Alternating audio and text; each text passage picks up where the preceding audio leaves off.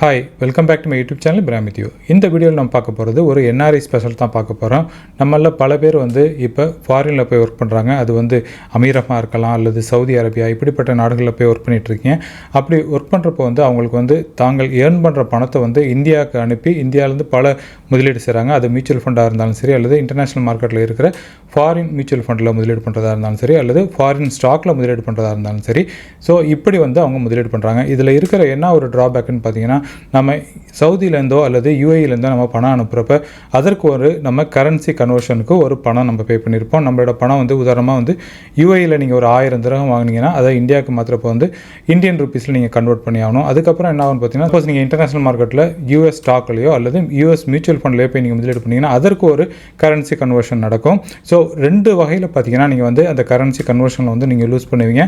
So அந்த பணத்தை நம்ம லூஸ் பண்ணாமல் எப்படி டைரெக்டாக நம்ம யூஎஸ் ஸ்டாக் மார்க்கெட்டில் நமக்கு முதலீடு பண்ணுறது அப்படிங்கிறதுக்கான ஒரு வீடியோ தான் இந்த வீடியோ இருக்குது.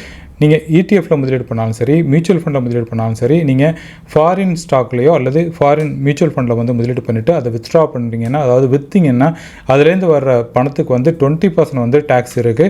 ஸோ அந்த டேக்ஸை நீங்கள் சேவ் பண்ணணும்னு நினச்சிங்கன்னா, நீங்கள் யூஏஇயில் நீங்கள் ஒர்க் பண்ணிட்டுருப்போ உங்களுக்கு இன்னொரு பெட்டரான ஆப்ஷன்ஸ் இருக்குது. நான் அந்த ஆப்ஷனை பற்றி தான் இந்த வீடியோவில் நம்ம சொல்ல போகிறோம். இந்த வீடியோவில் நான் சொல்கிற விஷயங்கள் எல்லாம் ஒரு எஜுகேஷன் பர்பஸ்க்காக தான் நான் சொல்கிறேன். இதில் நீங்கள் முதலீடு பண்ணுறதுக்கு முன்னாடி உங்களுக்கு முதலீடு பண்ணக்கூடிய அந்த ரிஸ்க் அப்பிடைட் என்ன அப்படிங்கிறதெல்லாம் தெரிஞ்சுக்கிட்டு முதலீடு பண்ணுங்கள்.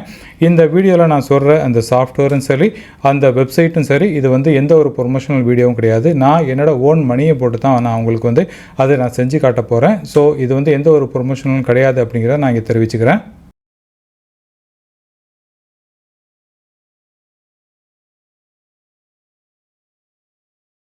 இந்த ஸ்க்ரீனில் நீங்கள் பார்க்குறது நான் ஒரு வெப்சைட் ஒன்று பப்ளிஷ் பண்ணியிருக்கேன். இந்த வெப்சைட்டில் நான் எப்படி 1 crore அச்சீவ் பண்ணேன் அப்படிங்கிறதுக்கு செயல்முறை விளக்கமாக ஃபுல் டீட்டெயில் கொடுத்துருக்கேன். நான் எந்த ஃபண்டில் போட்டிருக்கேன், என்ன போர்ஷன்ஸில் போட்டிருக்கேன் அப்படிங்கிற அந்த விஷயங்கள் நான் போட்டிருக்கேன். அடுத்தது, சப்போஸ் உங்களுக்கு மியூச்சுவல் ஃபண்டை பற்றி ஒன்றுமே தெரியாத நபராக இருந்தால் உங்களுக்கு மியூச்சுவல் ஃபண்டை பற்றின full detail A to Z நீங்கள் அதில் பார்த்து தெரிஞ்சுக்கலாம்.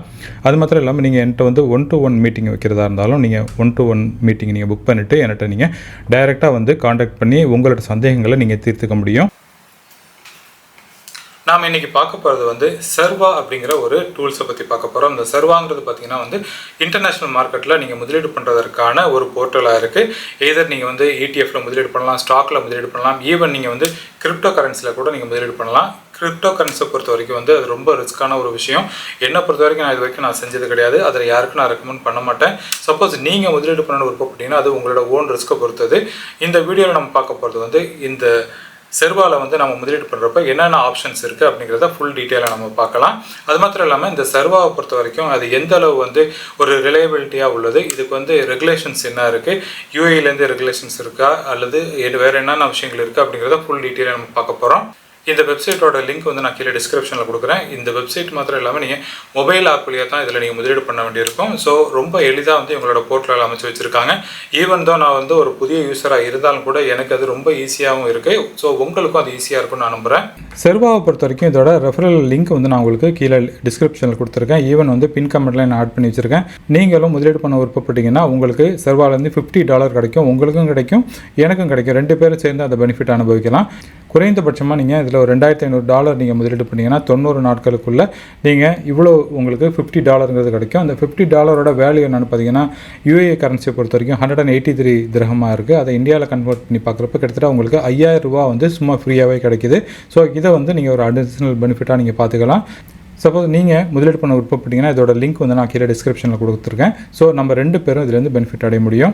ஸோ சர்வாவை பொறுத்த வரைக்கும் 3 வகையான திட்டங்கள் இருக்குது. அந்த 3 வகையான திட்டங்கள் என்ன அப்படிங்கிறத பற்றி பார்க்கலாம். ஒன்ஸ் நீங்கள் சர்வாவோட வெப்சைட்டுக்கு வந்ததுக்கப்புறம் இதில் ப்ரைஸிங் அப்படிங்கிற ஆப்ஷன்ஸ் இருக்குது. இந்த ப்ரைஸிங்கை ப்ரெஸ் பண்ணுங்கள். ஒன்ஸ் நீங்கள் அதை ப்ரெஸ் பண்ணிங்கன்னா இதில் உங்களுக்கு நிறைய ஆப்ஷன்ஸ் இருக்குது. ஃபர்ஸ்ட் ஆப்ஷன் பார்த்தீங்கன்னா இன்வெஸ்ட் அப்படிங்கிறது, அதுக்கப்புறம் சேவ், அதுக்கப்புறம் ட்ரேட், அப்புறம் கிரிப்டோ. ஸோ அந்த கிரிப்டோங்கிறது ஃபைனல், அது விட்டுருவோம். அதற்கு அடுத்தது நீங்கள் இன்வெஸ்ட் அப்படின்னா பார்த்தீங்கன்னா இதில் இன்வெஸ்ட்டுங்கிற ஆப்ஷனில் ஒரு ஆட்டோ பைலட்டில் வச்சுருப்பாங்க. இந்த ஆட்டோ பைலட்டில் எப்படி வச்சுருப்பாங்கன்னு பார்த்தீங்கன்னா உங்களோட ரிஸ்க் அப்பிடைட்டுக்கு தகுந்த மாதிரி அவங்களோட அந்த முதலீடு ஸ்ட்ராட்டஜி இருக்கும். அதாவது நீங்கள் குறைந்த அளவு ரிஸ்க் எடுக்கிறதா இருந்தால் உங்களுக்கு ஒரு போர்ட்ஃபோலியோ, கொஞ்சம் ஸ்லைட்லி நீங்கள் ரிஸ்க் அதிகமாக எடுத்து, அதாவது யூஎஸ் மார்க்கெட்லையும் சரி, இன்டர்நேஷனல் மார்க்கெட்லையும் வெவ்வேறு மார்க்கெட்டில் எப்படி முதலீடு பண்ணலாம், பாண்டில் முதலீடு பண்ணுறது நீங்கள் விருப்பப்பட்டீங்கன்னா அதற்கு ஒரு ரிஸ்க் ப்ரொஃபைல் வச்சுருக்காங்க. ஸோ நீங்கள் என்ன சூஸ் பண்ணுறீங்களோ அதற்கு தகுந்த மாதிரி அவங்களோட ப்ரொஃபைல் அமைச்சு வச்சுருக்காங்க. இது வந்து ஆட்டோ பைலட்டில் இருக்கும். இந்த ஆட்டோ பைலட் வழியாக நீங்கள் முதலீடு பண்ணிங்கன்னா மாதம் வந்து குறைந்தபட்சமாக வந்து அவங்க $7 வந்து நீங்கள் அவங்களுக்கு பே பண்ண வேண்டியிருக்கும் இந்த சார்ஜஸை. அது மாத்திரம் இல்லாமல் ஆனுவல் ஃபீஸாக பார்த்தீங்கன்னா 1.3% to 1.5% வந்து அவங்க சார்ஜ் பண்ணுவாங்க. இது ஆனுவல் ஃபீஸை பொறுத்த வரைக்கும். அதில் என்னென்ன டீட்டெயில் இருக்குது அப்படிங்கிறத இன்னும் டீட்டெயிலாக பார்க்கலாம். அடுத்தது சேவ் அப்படிங்கிற ஒரு ஆப்ஷன் இருக்குது. சேவ்னா என்னென்னு பார்த்தீங்கன்னா வந்து நீங்கள் சர்வாவில் நீங்கள் முதலீடு பண்ணிங்கன்னா உங்களுக்கு ரிஸ்க் ஃப்ரீயாக நீங்கள் முதலீடு பண்ணலாம். அவங்க கொடுக்குற ரிட்டர்னை பொறுத்த வரைக்கும் பார்த்தீங்கன்னா உங்களுக்கு 4.5% வந்து எஸ்டிமேட்டட் ரிட்டர்ன் கொடுக்குறாங்க. இதில் வந்து நீங்கள் ஷரியா கம்ப்ளைண்ட் உள்ள திட்டங்களும் இருக்குது. அதற்கு தகுந்த மாதிரி நீங்கள் முதலீடு பண்ணலாம். ஈவன் ஹலால் அக்கௌண்ட்லேருந்து, ஆஃப்ஷோர் அக்கௌண்ட்லேருந்து எந்த விதமான முதலீடு நீங்கள் செய்யணுமோ அதுக்கு தகுந்த மாதிரி நீங்கள் முதலீடு பண்ண முடியும். இதில் எந்த லாக்இன் பீரியடும் கிடையாது. இதில் முதலீடு பண்ணுறதா இருந்தால் நீங்கள் குறைந்தபட்சமாக $500 நீங்கள் முதலீடு பண்ண வேண்டியிருக்கும்.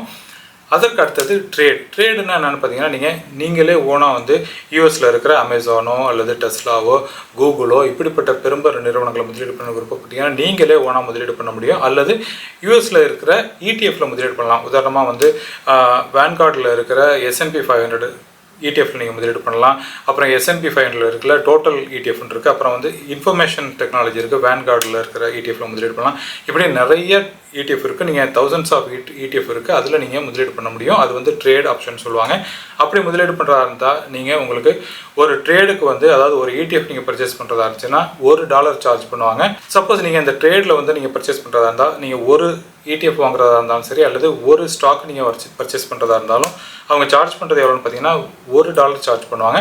சப்போஸ் நீங்கள் $500 மேலே நீங்கள் முதலீடு பண்ணிங்கன்னா வந்து அவங்களோட சார்ஜஸ் வந்து 0.25 அப்படிங்கிற அளவுக்கு இருக்கும். ஸோ இப்படி தான் அவங்களோட சார்ஜஸ் இருக்குது. மற்றபடி நீங்கள் UAEல உங்களோட பேங்க் அக்கௌண்ட்லேருந்து நீங்கள் பணம் ட்ரான்ஸ்ஃபர் பண்ணிங்கன்னா அதற்கு எந்த சார்ஜஸும் கிடையாது. எந்த அளவு நீங்கள் வந்து ஒரு $1000 நீங்கள் முதலீடு பண்ண விருப்பப்பட்டீங்கன்னா அந்த $1000 நீங்கள் செலக்ட் பண்ணிங்கன்னா ஆட்டோமேட்டிக்காக அதே சேம் தொகை தான் வந்து உங்கள் அக்கௌண்ட்டில் வந்து கிரெடிட் பண்ணுவாங்க. ஸோ எந்த ஒரு வேரியேஷன்ஸும் நீங்கள் பார்க்க முடியாது. அதை நான் ஒரு பெட்டராக நான் பார்க்குறேன். ஃபைனலாக வந்து இதில் இருக்கிறது வந்து கிரிப்டோவை பொறுத்த வரைக்கும் நான் எதுவும் பேச போகிறது கிடையாது. ஸோ டைரெக்டாக முதலீடு பண்ணுறதுக்கு 3 ஆப்ஷன்ஸை பற்றி நம்ம பார்த்தாச்சு. இன்னும் டீட்டெயிலாக இதை பற்றி பார்க்கலாம். அதற்கு அடுத்தது நீங்கள் சர்வாவில் நீங்கள் அக்கௌண்ட் ஓப்பன் பண்ணுறதா இருந்தால் அதற்கு எந்த ஒரு அக்கௌண்ட் ஓப்பனிங் ஃபீஸும் கிடையாது. கஸ்டடியன் ஃபீஸு, வித்ட்ராவல் ஃபீஸு எதுவுமே கிடையாது. உங்களோட பணம் வந்து ஃபுல் தொகையும் உங்களுக்கு திருப்பி கிடச்சிரும். அது மாத்திரம் இல்லாமல் எந்த ஒரு டேக்ஸும் கிடையாது. லோக்கல் ட்ரான்ஸ்ஃபர் ஃபீஸும் எதுவும் கிடையாது அப்படிங்கிறத சொல்லியிருக்காங்க. ஸோ இதை பொறுத்த வரைக்கும் பார்த்தீங்கன்னா ட்ரேடை பொறுத்த வரைக்கும் உள்ள அந்த கமிஷன், அந்த டீட்டெயில் எல்லாத்தையும் நான் அதில் சொல்லிட்டேன். ஒரு ட்ரேடுக்கு வந்து $1 தான் அவங்க சார்ஜ் பண்ணுறாங்க. மற்றபடி இதில் வந்து கிட்டத்தட்ட ஒரு 4000 ஸ்டாக்கில் நீங்கள் முதலீடு பண்ணலாம், ETF முதலீடு பண்ணுறோம் அப்படிங்கிற அந்த விஷயங்கள் இருக்குது. அடுத்தது பார்த்தீங்கன்னா நீங்கள் வந்து சர்வா வந்து வேறு ஒரு பிளாட்ஃபார்மோட நீங்கள் கம்பேர் பண்ணிங்கன்னா அதுக்கும் இதுக்கும் உள்ள வித்தியாசங்கள் என்ன அப்படிங்கிறத நீங்களே கம்பேர் பண்ணி இதில் படித்து பார்த்துக்காங்க. அந்த ஃபுல் டீட்டெயில் இங்கே இருக்குது.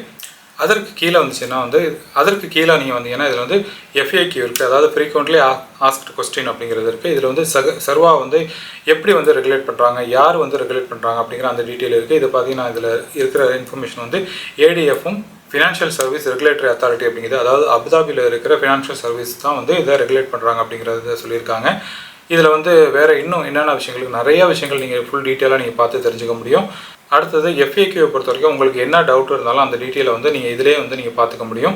யார் வந்து சர்வா மேனேஜ் பண்ணுறோம் அப்படிங்கிற அந்த டீட்டெயில் போட்டிங்கன்னா வந்து அக்கௌண்ட் ஓப்பனிங் எலிஜிபிலிட்டிலேருந்து என்னென்ன அக்கௌண்ட் க்ளோஸ் பண்ண எப்படி வரும், பணம் வந்து எப்படி வித்ட்ரா பண்ண முடியும், வெல்த் பெனிஃபிஷரி என்ன அப்படிங்கிறதுனா அந்த டீட்டெயில் போட்டுக்க முடியும். யாரை வந்தாலும் நீங்கள் நாமினியாக போட்டுக்க முடியும், உங்கள் ஒய்ஃபை ஃபுல் நாமினியாக நீங்கள் போட்டுக்க முடியும். முன்னாடினா இந்த ஆப்ஷன்ஸ் இல்லாமல் இருந்துச்சு, இப்போ இந்த ஆப்ஷன்ஸ் கொண்டு வந்திருக்காங்க. ஸோ இதெல்லாம் வந்து பெட்டராக இருக்கும். நமக்கு ஏதாச்சும் நடந்தால் கூட நம்மளோட நாமினி வந்து நம்மளோட பணத்தை வந்து ஃபுல்லாக வித்ட்ரா பண்ணிக்க முடியும். அப்படிப்பட்ட ஆப்ஷன்ஸ் எல்லாமே இருக்குது.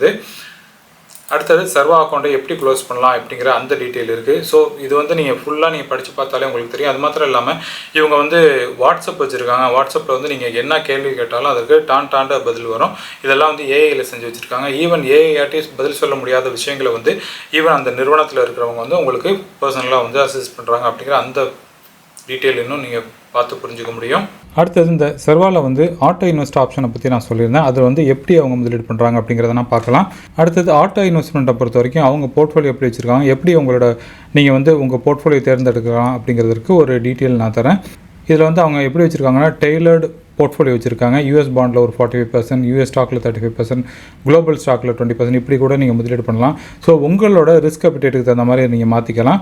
ஒன்ஸ் நீங்கள் கீழே ஃபுல்லாக ஸ்க்ரோல் பண்ணி பார்த்தீங்கன்னா இதில் வந்து உதாரணமாக வந்து நீங்கள் ஆட்டோ பைலட் வழியாக நீங்கள் முதலீடு பண்ண விருப்பப்பட்டீங்கன்னா பேசிக் ரொம்ப குறைச்ச ரிஸ்க்காக இருக்கிற இந்த ரிஸ்க்கு தேர்ந்தெடுத்து நீங்கள் முதலீடு பண்ணிங்கன்னா யூஎஸ் ஸ்டாக்கில் 4%, டெவலப்மெண்ட் மார்க்கெட்டில் 3%, ரியல் எஸ்டேட்டில் எந்த முதலீடும் கிடையாது, எமர்ஜிங் மார்க்கெட்லேயும் முதலீடு கிடையாது, யூஎஸ் பாண்டில் ஒரு 46%, அப்புறம் குளோபல் பாண்டில் முதலீடு பண்ணுறாங்க. இது வந்து குறைந்த அளவு ரிஸ்க் கொண்ட போர்ட்ஃபோலியோவாக இருக்குது.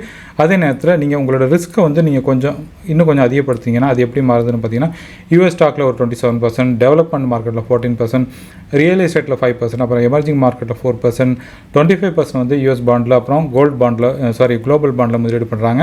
ஸோ ரிஸ்க்கை வந்து நீங்கள் எப்படிலாம் வந்து நீங்கள் அட்ஜஸ்ட் பண்ணுறீங்களோ அதற்கு தகுந்த மாதிரி அந்த முதலீட்டு முறைங்கிறது எப்படி மாறுதுன்னு பாருங்கள். ஸோ ரிஸ்க்கை எப்படி நீங்கள் மாற்றி அமைக்கிறீங்களோ அதற்கு தகுந்த மாதிரி அந்த போர்ட்ஃபோலியோ வந்து ஏற்ற இறக்கங்களும் இருக்கும். ஸோ உங்களோட ரிஸ்க் அப்பிடைட் என்ன அப்படிங்கிறத தேர்ந்தெடுத்து நீங்கள் ஆட்டோ பைலட் வழியாக நீங்கள் முதலீடு பண்ணலாம். சப்போஸ் உங்களுக்கு பெரிய அளவில் நாலேஜ் கிடையாது, ஸ்டாக் வந்து எந்த ஸ்டாக் வாங்கணுன்னே எனக்கு தெரியாது, எந்த ETF பர்ச்சேஸ் பண்ணணும்னு தெரியாது, ஸோ அப்படி இருக்கவங்களுக்கு இந்த திட்டம் சிறந்ததாக இருக்கும். குறைவாக நீங்கள் ரிஸ்க் எடுத்து முதலீடு பண்ணுறதா இருந்தால் நீங்கள் லோவர் ரிஸ்க் ஆப்ஷன் சூஸ் பண்ணலாம், அல்லது மாடரேட் வழியாக நீங்கள் 4ல் வச்சுக்கிட்டு கூட நீங்கள் ட்ரை பண்ண முடியும். ஸோ என்னை பொறுத்த வரைக்கும் இது ஒரு ஆட்டோ பைலட்டுங்கிறது நல்ல ஒரு பெஸ்ட் ஆப்ஷனாக நான் பார்ப்பேன் பேசிக் இன்வெஸ்டருக்கு. ஏன்னா பிகினராக இருக்கிறப்ப அவங்க வந்து பெரிய அளவில் எதுவும் நாலேஜ் இல்லாதப்ப இந்த ஆப்ஷன் வந்து பெட்டராக இருக்கும்னு நான் ஃபீல் பண்ணுறேன். அடுத்தது செர்வாவில் வந்து சேவ் அப்படிங்கிற இந்த ஆப்ஷனில் பார்த்தீங்கன்னா வந்து நீங்கள் 4.5% வந்து நீங்கள் ஏர்ன் பண்ண முடியும் அப்படிங்கிறத சொல்லியிருக்காங்க. சப்போஸ் நீங்கள் சரியாக வழியாக நீங்கள் முதலீடு பண்ண விருப்பப்பட்டீங்கன்னா அதில் வந்து 4.1% வந்து உங்களுக்கு ஹலால் இன்வெஸ்ட்மெண்ட் வழியாக கிடைக்கும். மற்றபடி நார்மலாக இருக்கவங்களுக்கு வந்து 4.5% வந்து கொடுக்குறதா சொல்லியிருக்காங்க.